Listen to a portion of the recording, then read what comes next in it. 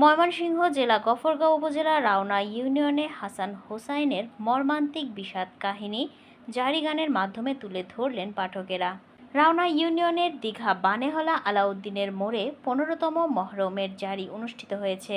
নূর হোসেন সুমনের প্রতিবেদনে বিস্তারিত জানাচ্ছেন পারভিন জান্নাত।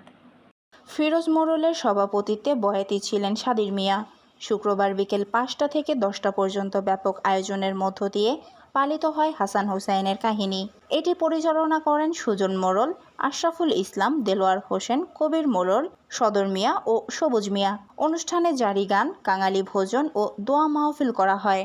হাসান হোসাইন এর কালবালার ময়দানের কাহিনী উঠিয়ে ধরেন খেলোয়াড়বৃন্দরা। এই এলাকার হাজারো বক্তা বিষাদ কাহিনী মনোযোগ দিয়ে শ্রবণ করেছেন। জারি গানের প্রধান অতিথির বক্তব্য রাখেন সাবেক চেয়ারম্যান এবং রাওনা ইউনিয়ন চেয়ারম্যান প্রার্থী মোহাম্মদ জালাল উদ্দিন। বিশেষ অতিথি ছিলেন রাওনা ইউনিয়ন চেয়ারম্যান প্রার্থী ঠিকাদার সাইফুল ইসলাম ও রাওনা ইউনিয়ন বিএনপির সাবেক সাংগঠনিক সম্পাদক মোহাম্মদ আব্দুল করিম। এ সময় উপস্থিত ছিলেন বিএনপি নেতা জাকির হোসেন নবু মাস্টার, যুবদল নেতা এনামুল হক রাওনা ইউনিয়ন, সাবেক মেম্বার বাদল, নাজমুল মাস্টার, বেনজির আহমেদ, বিএনপি নেতা রাওনা ইউনিয়ন, দীঘার সাবেক মেম্বার হিরণ, রাওনা ইউনিয়ন বিএনপির নেতা শামীম আহমেদ, আবু বকর সিদ্দিক সহ বিএনপির অঙ্গ সহযোগী সংগঠনের নেতৃবৃন্দ। নিরাপত্তা, মানুষের ভালোবাসার অটুট না থাকার কারণে আমাদের প্রত্যেক এলাকায় কিন্তু তৎকালীন বলে জারি গান হইতো।